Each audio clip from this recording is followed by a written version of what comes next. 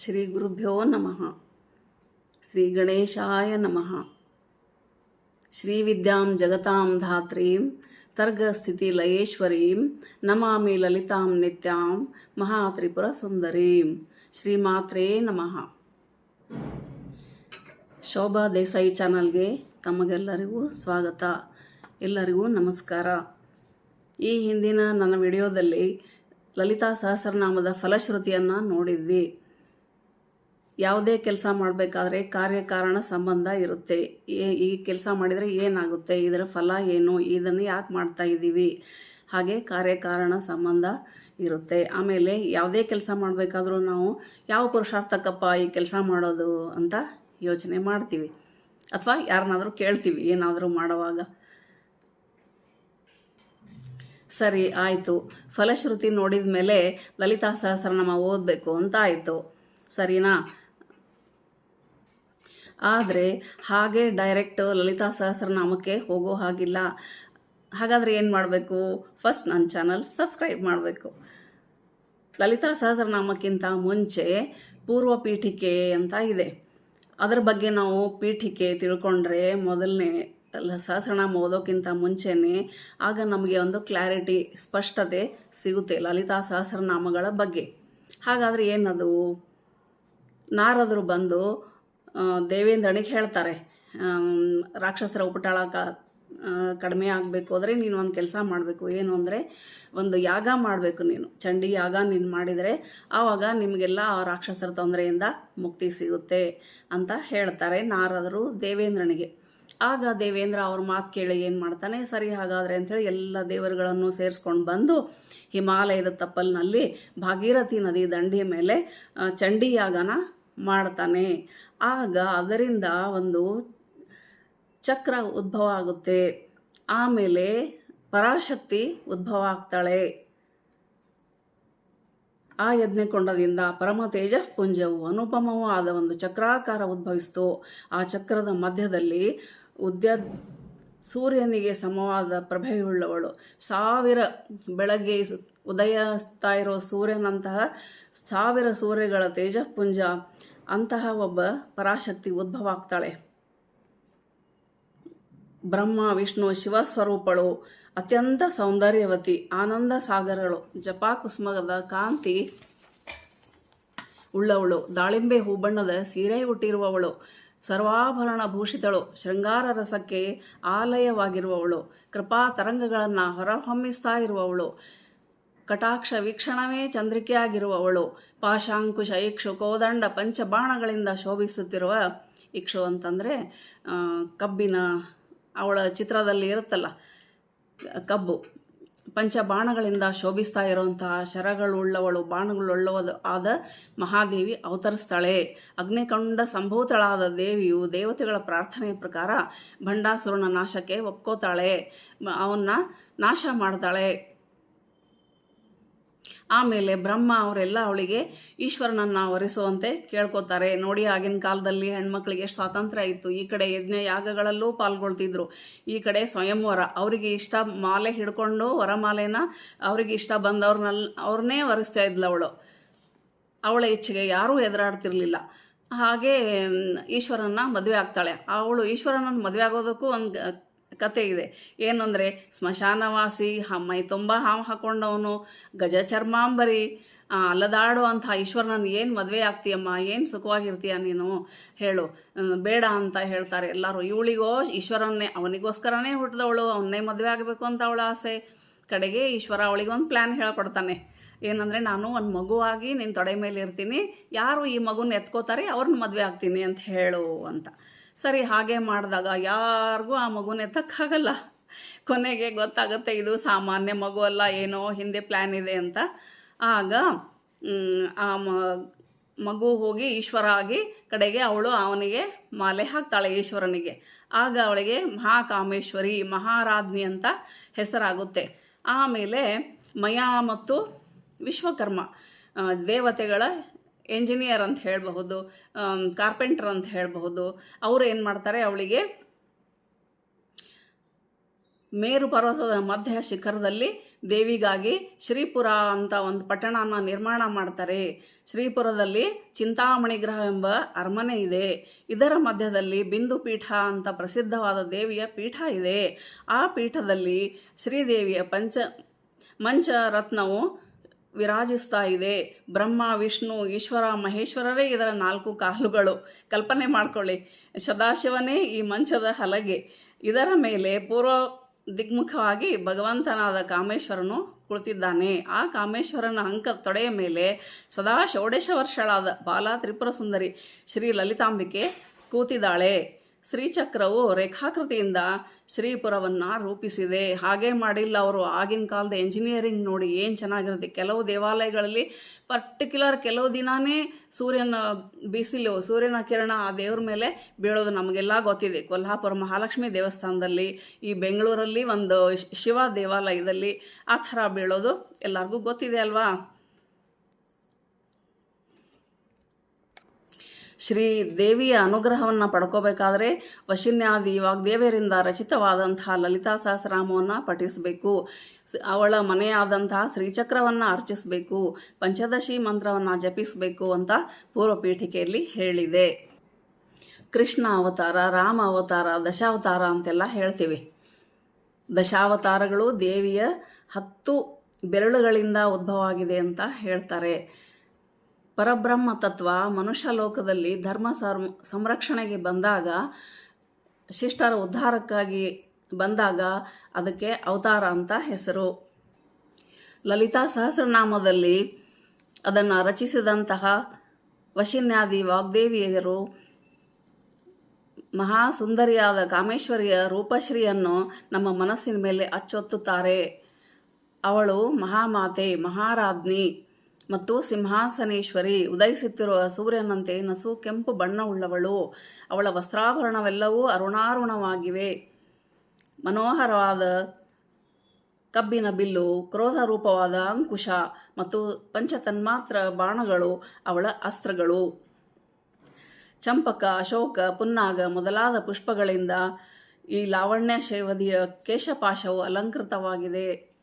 ಅಷ್ಟಮಿಯ ಚಂದ್ರನಂತೆ ವಿರಾಜಿಸುತ್ತಿರುವ ಮುಖಚಂದ್ರಕ್ಕೆ ಕಸ್ತೂರಿ ತಿಲಕ ಕಳಶಪ್ರಾಯವಾಗಿದೆ. ಅಷ್ಟಮಿ ಚಂದ್ರದ ವೈಶಿಷ್ಟ್ಯ ಏನು ಅಂದರೆ, ಕೃಷ್ಣ ಪಕ್ಷದಲ್ಲೂ ಅದರ ಗಾತ್ರ ಅಷ್ಟೇ ಇರುತ್ತೆ, ಶುಕ್ಲ ಪಕ್ಷದಲ್ಲೂ ಅಷ್ಟಮಿ ಚಂದ್ರದ ಗಾತ್ರ ಅಷ್ಟೇ ಇರುತ್ತೆ. ಸ್ಥಿರವಾದ ಚಂದ್ರ ಅಂದರೆ ಅಷ್ಟಮಿ ಚಂದ್ರ ಮಾತ್ರ.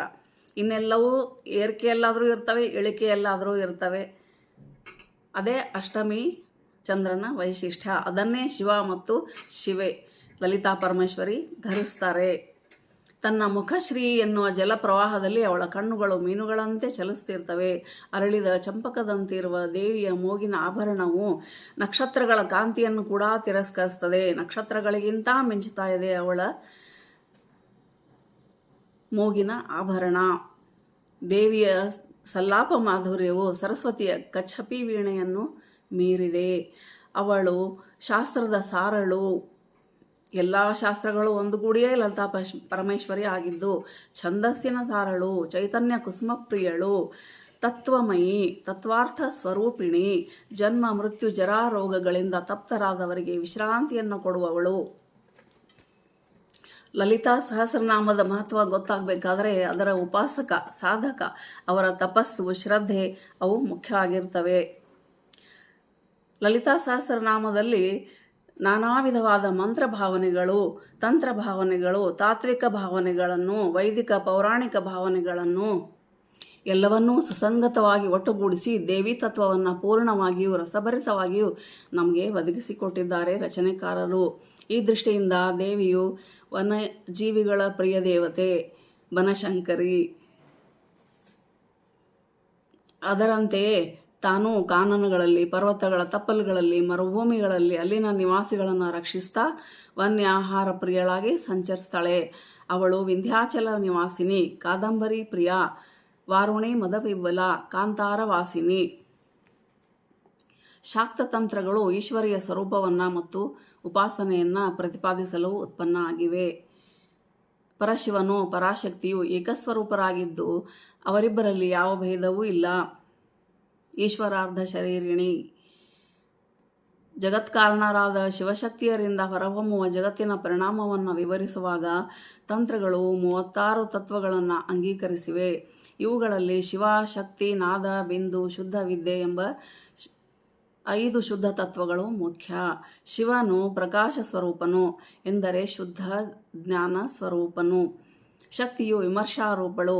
ನಾದ ಬಿಂದುಗಳು ಸೃಷ್ಟಿ ಉನ್ಮುಖಾವಸ್ಥೆಗಳನ್ನು ಸೂಚಿಸುತ್ತದೆ. ಶಿವಶಕ್ತೈಕ್ಯ ರೂಪಿಣಿ, ಶಿವಮೂರ್ತಿ, ಅರ್ಧನಾರೀಶ್ವರಿ, ಸ್ವಪ್ರಕಾಶ, ವಿಮರ್ಶಾರೂಪಿಣಿ, ನಾದರೂಪಿಣಿ, ಬಿಂದುಮಂಡಲವಾಸಿನಿ, ಇಚ್ಛಾಶಕ್ತಿ, ಜ್ಞಾನಶಕ್ತಿ ಸ್ವರೂಪಿಣಿ ಎಂಬ ನಾಮಗಳು ಶಿವಶಕ್ತಿಯರ ಏಕತ್ವವನ್ನು, ಪ್ರಕಾಶ ವಿಮರ್ಶ ರೂಪಗಳನ್ನು ಮತ್ತು ಇತರ ಸೃಷ್ಟಿಯ ಪರಿಣಾಮಗಳನ್ನು ಸೂಚಿಸುತ್ತದೆ. ಪ್ರಕೃತಿಯಲ್ಲಿ ದ್ವಂದ್ವ ಒಂದು ಮಾಯೆ. ಪ್ರಕೃತಿ ಪುರುಷ, ಹಗಲು ರಾತ್ರಿ. ಹಾಗೆ ಮಂತ್ರಭಾವನೆ ದೇವತಾ ಭಾವನೆ ಆಗಿದೆ. ಈಶ್ವರಿ ಶಕ್ತಿಯನ್ನು ಒಳಗೊಂಡಿರುವ ಶಬ್ದವು ಇಂದ್ರಿಯ ವೇದ್ಯವಾಗುವುದಕ್ಕೆ ಮೊದಲು ಅನೇಕ ಹಂತಗಳನ್ನು ದಾಟಬೇಕು. ಇವುಗಳಿಗೆ ಪರ, ಪಶಂತಿ, ಮಧ್ಯಮ, ವೈಖರಿ ಅಂತ ಹೆಸರು.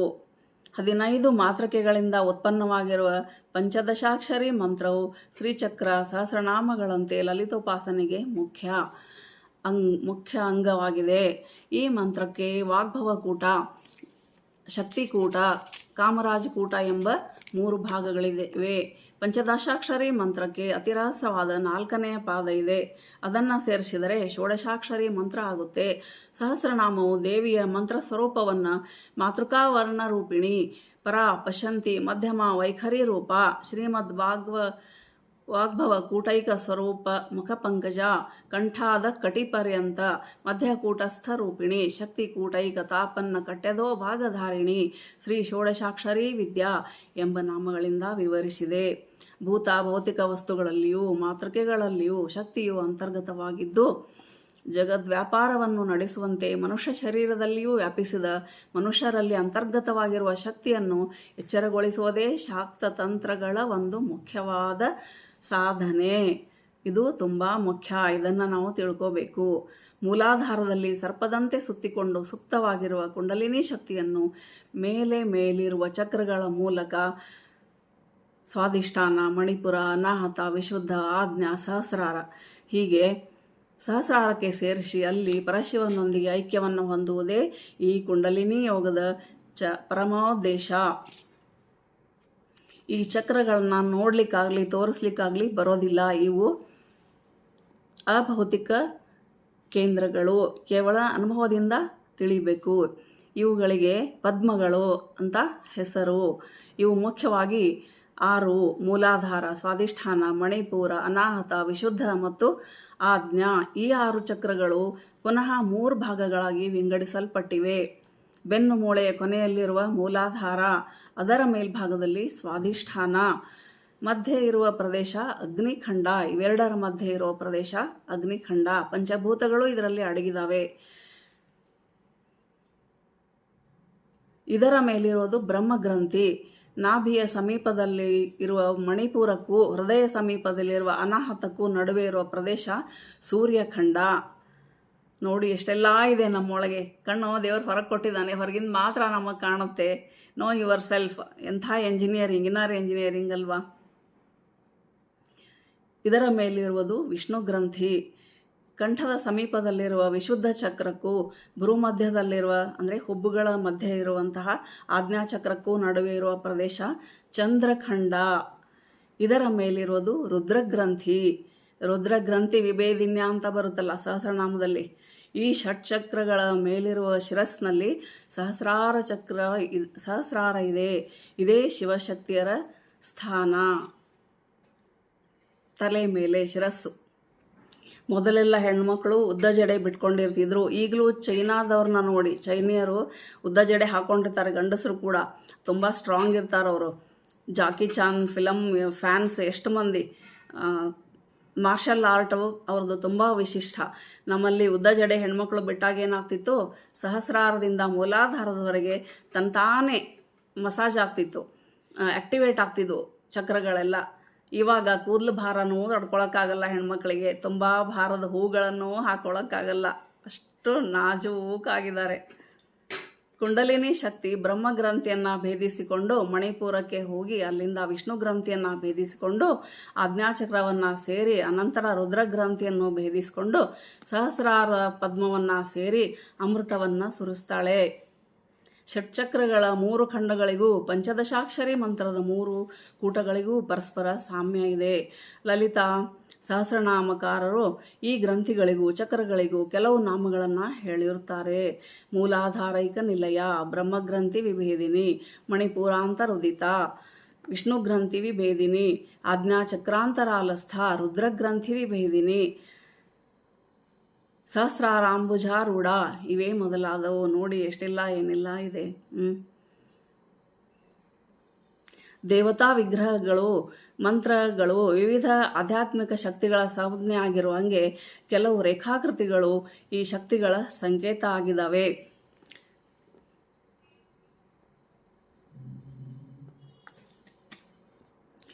ಇವುಗಳಿಗೆ ಯಂತ್ರ ಅಂತ ಹೆಸರು. ತಾಂತ್ರಿಕ ಮತದ ಪ್ರಕಾರ ಪ್ರತೀಕ ಉಪಾಸನೆಗಿಂತ ಪ್ರತಿಮಾ ಉಪಾಸನೆಗಿಂತ ಯಂತ್ರೋಪಾಸನೆ ಶ್ರೇಷ್ಠ. ಅವರಿಗೆ ಯಂತ್ರಗಳಲ್ಲಿ ಶ್ರೀಚಕ್ರಕ್ಕಿಂತ ಉತ್ತಮವಾದದ್ದು ಯಾವುದೂ ಇಲ್ಲ.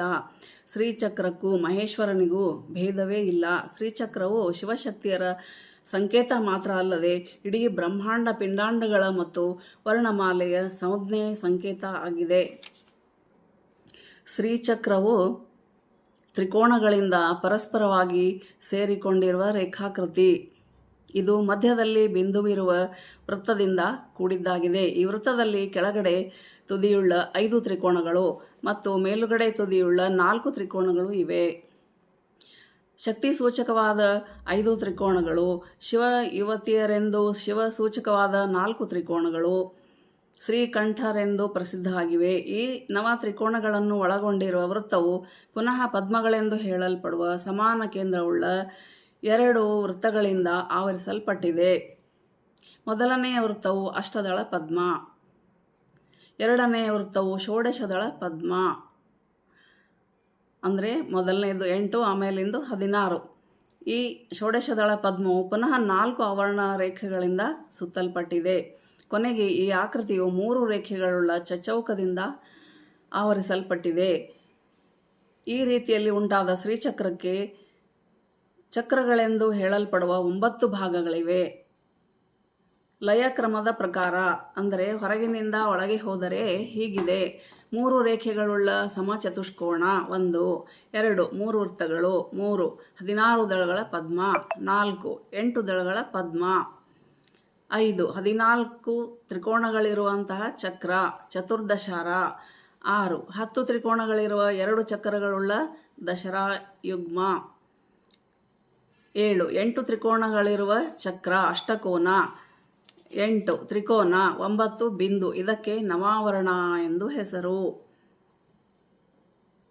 ಈ 9 ಚಕ್ರಗಳಿಗೆ ಆವರಣ ದೇವತೆಗಳು ಅಧಿಷ್ಠಾತ್ರರಾಗಿದ್ದಾರೆ. ಬಿಂದುವಿನಲ್ಲಿ 15 ನಿತ್ಯಾದೇವತೆಗಳು ದೇವಿಯನ್ನು ಆವರಿಸಿಕೊಂಡಿರುತ್ತಾರೆ. ನಿತ್ಯಾದೇವತೆಗಳು ಅಂದರೆ ತಿಥಿ, ಪಾಡ್ಯಮಿ, ಪ್ರತಿಪದ, ಬಿದಿಗಿ, ತದಿಗಿ ಹೀಗೆ 15 ಹುಣ್ಣಿಮೆ ಅಥವಾ ಅಮಾವಾಸ್ಯಕ್ಕಿಂತ ಮುಂಚೆ 15 ತಿಥಿಗಳು ಬರ್ತಾವಲ್ಲ, ಅದೇ ತಿಥಿ ನಿತ್ಯ ದೇವತೆಯರು.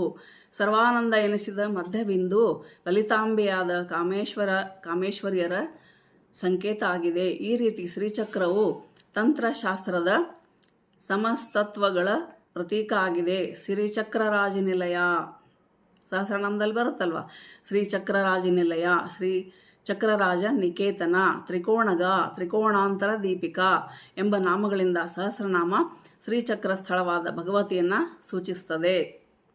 ಶ್ರೀಚಕ್ರೋಪಾಸನೆ, ಪಂಚದಶಾಕ್ಷರಿ ಮಂತ್ರದ ಜಪ, ಕುಂಡಲಿನಿ ಯೋಗ ಇವು ಈ ಉಪಾಸನೆಯ ತಳಹದಿಯಾಗಿದ್ದರೂ ಸಹಸ್ರನಾಮವು ಭಕ್ತ ಹೃದಯಕ್ಕೆ ಸಹಜವೂ ಸರಳವೂ ಪ್ರಿಯವೂ ಆದ ರಸಭಾವಗಳನ್ನು ಭಕ್ತಿಪ್ರಿಯ, ಭಕ್ತಿಗಮ್ಯ, ಭಕ್ತಿವಶ್ಯ, ಭಕ್ತಿಮತ್ ಕಲ್ಪಲತಿಕಾ, ಭಕ್ತ ಮಾನಸ ಹಂಸಿಕಾ, ಭಕ್ತ ಚಿತ್ತ ಕೇಕಿ ಘನ ಘನ ಎಂಬ ನಾಮಗಳಿಂದ ಸಹಸ್ರನಾಮವು ದೇವಿಯ ಭಕ್ತಿ ಪ್ರಸನ್ನತೆಯನ್ನು ಸೂಚಿಸ್ತದೆ. ಸಹಸ್ರನಾಮವನ್ನು ನಾವು ಓದ್ಕೊಂಡು ಹೋಗ್ತಾ ಇರ್ತೀವಿ. ಅದರೊಳಗಡೆ ಇಷ್ಟೆಲ್ಲ ಇದೆ ನೋಡಿ. ವಿವಿಧ ಭಕ್ತರು, ಯೋಗಿಗಳು, ಉಪಾಸಕರು ಭಗವದ್ ಅನುಭವವನ್ನು ನಾನಾ ಬಗೆಯಿಂದ ಹೊಂದಿರುತ್ತಾರೆ. ಹೇಳಲಿಕ್ಕೆ ಸಾಧ್ಯನೇ ಇಲ್ಲ ಅದನ್ನು. ಒಂದು ಸಲ ಏನಾಗಿತ್ತಂದರೆ, ಒಂದು ಮದುವೆ ಮನೆ ಬಳೆ ಇಡಿಸೋ ಶಾಸ್ತ್ರ. ಆಮೇಲೆ ಒಂದು 15 ಜನ ಬಳೆ ಇಟ್ಕೊಂಡ್ರಂತೆ. ಅವನು ಬಳೆಗಾರ 16 ಜನರ ಲೆಕ್ಕ ಕೊಟ್ಟನಂತೆ. ನೋಡಪ್ಪ ಇಲ್ಲೇ ಕೂತಿದ್ದಾರೆ ಎಲ್ಲರೂ 15 ಜನ, 16ನೇವ್ರನ್ನ ಎಲ್ಲಿಂದ ತಂದೆ ನೀನು? ಇಲ್ಲ ರೀ, ಒಂದು ಹೆಣ್ಮಗು ತೊಗೊಂಡು ಹೋದ್ಲು ನೋಡ್ರಿ, ಲಲಿತಾ ಅಂತೆ ಅವಳ ಹೆಸರು. ಅಂದ ತಕ್ಷಣ ಹೋಗ್ಲಿ ಬಿಡು, ನಿನ್ನ ಜೊತೆ ಏನು ಅಂತಂದು ಅವನು ಎಷ್ಟು ಹೇಳ್ತಾನೆ ದುಡ್ಡು ಕೊಟ್ಟು ಕಳಿಸ್ತಾರೆ. ಆಮೇಲೆ ಸ್ನಾನ ಮಾಡಿ ಇನ್ನು ಪೂಜೆ ಮಾಡಬೇಕು ಅಂತ ದೇವ್ರ ಮನೆಗೆ ಹೋದಾಗ ಶ್ರೀಚಕ್ರದ ಮೇಲೆ ಬಳೆಗಳು. ಆವಾಗ ಮನೇಲಿ ಎಲ್ಲರನ್ನೂ ವಿಚಾರಿಸ್ತಾರೆ, ಯಾರು ಇಟ್ಟಿದ್ದೀರಾ ಇಲ್ಲಿ ದೇವ್ರ ಮನೆಗೆ ಹೋಗಿ, ಇಲ್ಲಿ ಯಾರು ಇಟ್ಟಿದ್ದಾರ ಬಳೆ? ನಾನಲ್ಲ ನಂಗೆ ಗೊತ್ತಿಲ್ಲ, ನಿಂಗೆ ಗೊತ್ತಿಲ್ಲ. ಲಲಿತೆನೇ ಬಂದು ಬಳೆಗಳನ್ನು ತಗೊಂಡು ತನ್ನ ಶ್ರೀಚಕ್ರದ ಮೇಲೆ ಇಟ್ಕೊಂಡು ಹೋಗಿದ್ದಾಳೆ. ಎಂಥ ರೋಮಾಂಚನ ಅನುಭವ ಅಲ್ವಾ? ಹೀಗೆ ದೇವಿ ಶಕ್ತಿಯ ಪ್ರಮಾಣಗಳು. ಅಂತರ್ಮುಖ ಸಮಾರಾಧ್ಯ, ಬಹಿರ್ಮುಖ ಸುದುರ್ಲಭ, ಅಭ್ಯಾಸಾತಿಶಯ ಜ್ಞಾತ, ಅವ್ಯಾಜ ಕರುಣಾಮೂರ್ತಿ, ಮಂದಾರು ಜನವತ್ಸಲ, ಸದ್ಯ ಪ್ರಸಾದಿನಿ, ತಕ್ಷಣ ವರ ಕೊಡುವವಳು, ವಿಶ್ವ ಸಾಕ್ಷಿಣಿ, ವಿಶ್ವವನ್ನು ಸಾಕ್ಷಿಯಾಗಿ ನೋಡ್ತಾಳೆ, ವಿಶ್ವವೇ ಸಾಕ್ಷಿ, ಪ್ರೇಮ ರೂಪ, ಪ್ರಿಯಂಕರಿ, ಭಾವಜ್ಞ ಮೊದಲಾದ ನಾಮಗಳು ದೇವಿ ನಮಗೆ ಎಷ್ಟು ಹತ್ತಿರವಾಗಿ ಉಪಲಬ್ಧಿ ಆಗ್ತಾಳೆ ಅಂತ ಸೂಚಿಸ್ತವೆ. ದೇವಿಯ ಆರಾಧನೆಯಲ್ಲಿ ಕೌಲ ಸಮಯಾಚಾರ ಅಂತ ಒಂದು ಪದ್ಧತಿ ಇದೆ. ಸಮಯಾಚಾರದ ಋಷಿ ದಕ್ಷಿಣಾಮೂರ್ತಿ, ಸಾಕ್ಷಾತ್ ಶಿವಸ್ವರೂಪ. ಕಾಮೇಶ್ವರ ಕಾಮೇಶ್ವರಿಯರೇ ದೇವತೆಗಳು. ಸಮಯಾಚಾರದ ಬಾಹ್ಯ ಪೂಜೆ ವೈದಿಕ ಕಲ್ಪಸೂತ್ರಗಳ ಪ್ರಕಾರ ನಡೆಯಬೇಕು. ಹಾಲು ಹಣ್ಣುಗಳೇ ನೈವೇದ್ಯ. ಸಮಯಾಚಾರ ತತ್ಪರ, ಸಮಯಾಂತಸ್ಥ, ಸಾಮರಸ್ಯ ಪರಾಯಣ ಎಂಬ ನಾಮಗಳಿಂದ ಸಮಯಾಚಾರವನ್ನು, ಕೌಲ ಮಾರ್ಗ ತತ್ಪರ ಸೇವಿತ, ವೀರಗೋಷ್ಠಿ ಪ್ರಿಯ, ಕುಲ ಸಂಕೇತ ಪಾಲಿನಿ, ಕೌಲಿನಿ, ಕೇವಲ ವೀರಾರಾಧ್ಯ ಎಂಬ ನಾಮಗಳಿಂದ ವಾಮಾಚಾರವನ್ನು, ದಕ್ಷಿಣಾರಾಧ್ಯ, ಸವ್ಯ ಮಾರ್ಗಸ್ಥ ಎಂಬ ನಾಮಗಳಿಂದ ಈ 2 ಮಾರ್ಗಗಳನ್ನು ಸಹಸ್ರನಾಮ ಹೇಳುತ್ತೆ. ಯಾವ ದಾರಿಯಿಂದಾದರೂ ಬಂದ್ರಪ್ಪ, ದೇವನೊಬ್ಬ, ನಾಮ ಹಲವು, ದಾರಿಯೊಂದೇ, ಬೇರೆ ಅಲ್ಲ. ಕೊನೆಗೆ ಗುರಿ ನನ್ನ ಕಡೆನೇ ಬರ್ಬೇಕು. ನೀವು ಯಾವ ರೂಪದಲ್ಲಾದರೂ ನನ್ನ ಆರಾಧಿಸ್ರಿ, ಕೊನೆಗೆ ಬರೋದು ನೀವು ನನ್ನ ಕಡೆನೇ ಅಂತಾನೆ ದೇವರು. ನಾವು ಅವನ ಕಡೆ ನಡ್ಕೊಂಡು ಹೋದರೆ ಅವನು ನಮ್ಮ ಕಡೆ ಓಡ್ಕೊಂಡು ಬರ್ತಾನೆ. ಲಲಿತಾ ಸಹಸ್ರನಾಮದಲ್ಲಿ ವೇದಾಂತ ಭಾವನೆಗಳು ತುಂಬಿ ತುಳುಕ್ತವೆ. ದೇವಿಯ ಅಂತರ್ಯಾಮಿತ್ವ, ಅತೀತತ್ವ, ಸರ್ವವ್ಯಾಪಕತೆ, ಅಂತರ್ಯಾಮಿ, ಸರ್ವವ್ಯಾಪಿನಿ, ಸದಸದ್ರೂಪಧಾರಿಣಿ, ಸತ್ಯಜ್ಞಾನಾನಂದ ರೂಪ, ಸಚ್ಚಿದಾನಂದ ರೂಪಿಣಿ, ನಿತ್ಯ ಶುದ್ಧ, ನಿತ್ಯ ಬುದ್ಧ ಇವೇ ಮೊದಲಾದ ನಾಮಗಳು ಸೂಚಿಸ್ತವೆ. ನಿರ್ದ್ವೈತ, ದ್ವೈತವರ್ಜಿತ, ಬ್ರಹ್ಮಾತ್ಮೈಕ್ಯ ಸ್ವರೂಪಿಣಿ, ತತ್ವಮರ್ಥ ಸ್ವರೂಪಿಣಿ, ಜ್ಞಾತೃ ಜ್ಞೇಯ ಸ್ವರೂಪಿಣಿ, ಮಿಥ್ಯಾ ಜಗದಧಿಷ್ಠಾನ ಇವೇ ಮೊದಲಾದ ನಾಮಗಳು ದ್ವೈತ ನಿಷೇಧವನ್ನು, ಜಗತ್ತಿನ ಮಿಥ್ಯಾತ್ವವನ್ನು ಮತ್ತು ಅದ್ವೈತ ತತ್ವವನ್ನು ಪ್ರತಿಪಾದಿಸ್ತವೆ. ಸಂಸ್ಕೃತ ಸಾಹಿತ್ಯದಲ್ಲಿ ಸನಾತನ ಸೂತ್ರಗಳಲ್ಲಿ ಬ್ರಹ್ಮಸೂತ್ರದಂತೆ ಸಹಸ್ರನಾಮವು ಅಸಾಧಾರಣವಾಗಿದೆ. ಸೂತ್ರಾರ್ಥವನ್ನು ಕಂಡುಹಿಡಿಯೋದು ಎಷ್ಟು ಕಷ್ಟಕರ ಆಗಿದೆ ಅಂದರೆ ಸಹಸ್ರನಾಮದ ಅಂತರಾರ್ಥವನ್ನು ತಿಳಿದುಕೊಳ್ಳುವುದು ಅಷ್ಟೇ ಕಷ್ಟಕರ. ಲಲಿತಾ ಸಹಸ್ರನಾಮ ಓದುವುದಕ್ಕೆ ಅತ್ಯಂತ ಲಲಿತಾ ರಮಣೀಯ ಆಗಿದ್ದರೂ ತಂತ್ರಶಾಸ್ತ್ರಗಳಿಗೆ ಸಂಬಂಧಪಟ್ಟ ಪಾರಿಭಾಷಿಕ ಶಬ್ದಗಳಿಂದ ಮತ್ತು ಗುಪ್ತ ಸಂಕೇತಗಳಿಂದ ತುಂಬಿರೋದರಿಂದ ಶಾಕ್ತ ಮತವನ್ನು ಪ್ರವೇಶಿಸಿದವರಿಗೆ ಇದು ಕಷ್ಟಸಾಧ್ಯ ಅನಿಸುತ್ತೆ. ಇದನ್ನು ಅರ್ಥ ಮಾಡಿಕೊಳ್ಳೋಕ್ಕೋಸ್ಕರ ಅದರ ಭಾಷ್ಯಕಾರರು ಮಾಡಿದಂತಹ ಸಹಾಯ, ಅವರು ಕೊಟ್ಟಂತಹ ಅರ್ಥಗಳು ಚಿರಸ್ಮರಣೀಯವಾಗಿವೆ.